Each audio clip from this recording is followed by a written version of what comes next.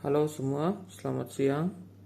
Hari ini saya akan sharing sesuatu yang menurut saya sangat penting, sepele tapi sangat penting, karena ini menyangkut knocking atau ngelitik di mesin mobil kita.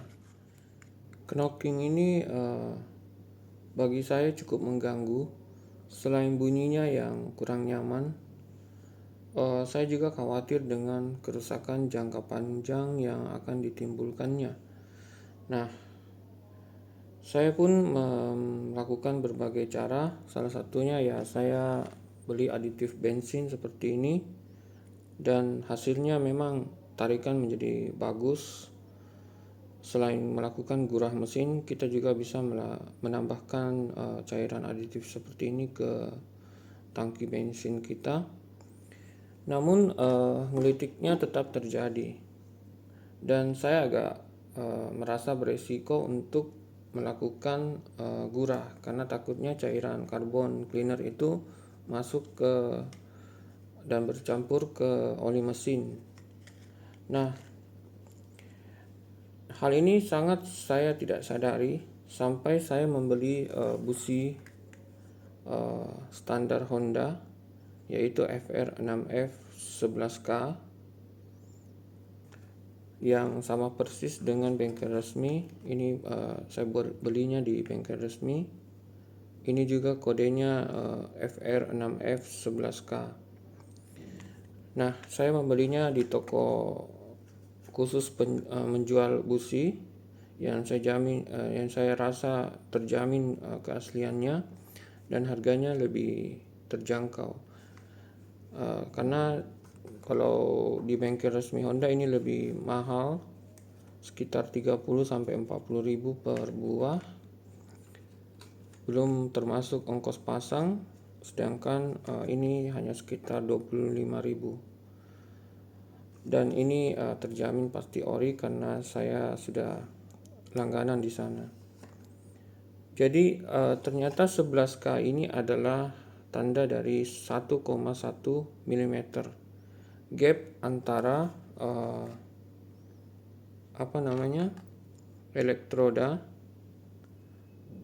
elektroda dan groundnya. Jadi yang di atas ini ground, sedangkan yang di tengah ini adalah elektrodanya. Nah, gap tersebut harus 1,1. Nah, kebanyakan orang tidak memperhatikan gap tersebut. Ternyata gap busi itulah penyebab knocking di mobil saya. Kenapa demikian? Nah, di sini saya akan ceritakan.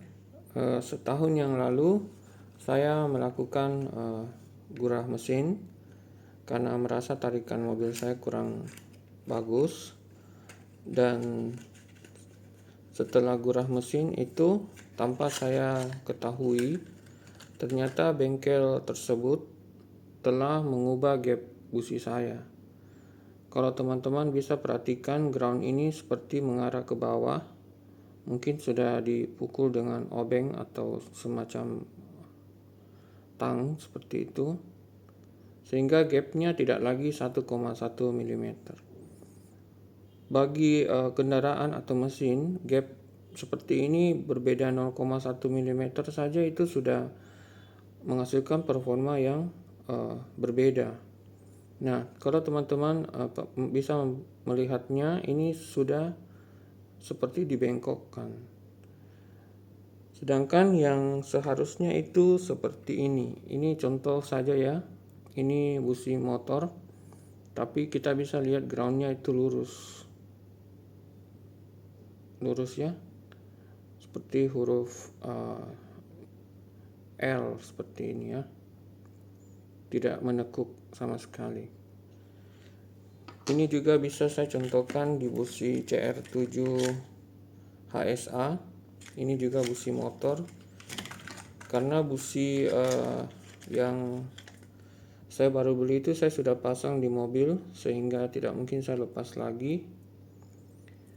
Nah, ini CR7 HSA, ini juga groundnya lurus. Nah, ini sudah dibengkokkan tanpa saya ketahui. Namun jika kita servisnya di bengkel resmi, busi kita itu tidak pernah dibengkokkan karena memang tidak pernah dilepas. Setiap kita servis, busi itu tidak pernah dilepas sampai saat pergantian 20.000 km atau 30.000 km. Nah, karena saya melakukan gurah, otomatis busi ini dilepas, dan tanpa sepengetahuan saya sepertinya ground ini sudah dibengkokkan. Dan ini mempengaruhi performa dari mesin kita. Mungkin banyak orang di luar sana yang masih berpikir bahwa elektroda ini terkikis, sehingga untuk menjaga gapnya tetap sama seperti semula, ya diakali dengan ground ini ditekuk agar gapnya tetap sesuai standar. Padahal menekuk ini sebenarnya sudah membuat jarak elektroda dengan ground ini menjadi lebih dekat.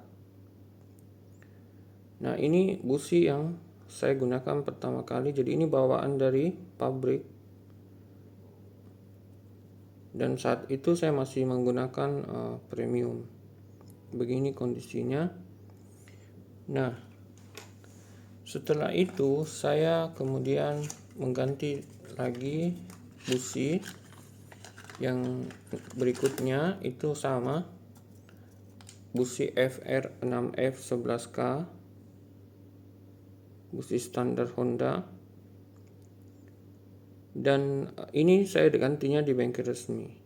Namun suatu hari saya melakukan servis throttle bukan di bengkel resmi Honda, dan busi ini dilepas, dan sepertinya tanpa sepengetahuan saya busi ini juga ditekuk.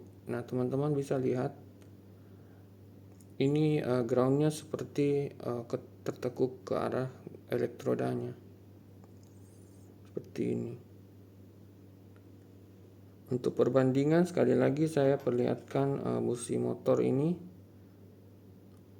tidak ditekuk, ini juga tidak ditekuk, sedangkan ini tertekuk. Mungkin teman-teman bisa melihat, mudah-mudahan ya. Nah, jadi busi kedua ini juga sebenarnya sudah ditekuk oleh mekanik, padahal ini busi yang standar, sama dengan busi bawaan dari Honda. Maaf, gimana? Oh, ini.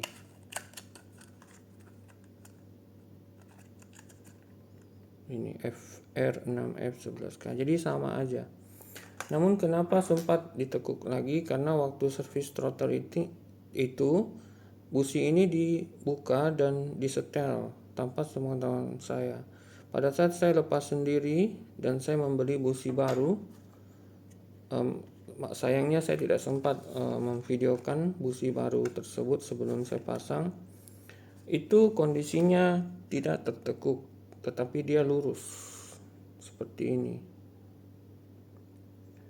Dan saya bereksperimen mencobanya karena cukup terganggu dengan knocking tersebut, dan hasilnya knocking langsung hilang. Jadi teman-teman jangan menyetel gap busi ini. Menurut pengalaman saya dari pabrik itu sudah dibuat sedemikian rupa sehingga gapnya ini sesuai dengan kendaraan kita. Jadi jangan dirubah lagi. Jika memang sudah terkikis, kita ganti saja yang baru. Jangan ditekuk, karena itu akan merubah dari kinerja atau performa dari mesin kita. Nah, itu saja yang bisa saya sharingkan. Masalah sepele tersebut berimbas pada knocking. Dan beberapa hari yang lalu saya sempat membuat video bunyi mesin mobil saya. Itu karena saya sudah memasang busi dengan standar gap 1,1 mm, dan hasilnya knockingnya hilang sama sekali, dan bisa dibilang masalah saya terselesaikan. Sungguh di luar dugaan, hanya persoalan sepele seperti ini, gap busi, tetapi berimbas pada knocking. Untungnya performa dan tarikan mesin tetap bagus. Ya mungkin karena saya per 5.000 itu membeli aditif bensin baik merek Honda, Aspira ataupun STP. Jadi jika busi ini mau digunakan kembali bisa saja, namun gapnya harus dibuat 1,1 lagi. Jadi ini diangkat lagi kembali dengan alat khusus, dan ini sebenarnya masih bisa dipakai. Tapi saya keburu beli yang baru dan sudah terpasang di mobil saya. Sekian sharing dari saya. Semoga teman-teman yang mengalami masalah yang sama, masalahnya dapat terselesaikan. Sekian dan terima kasih.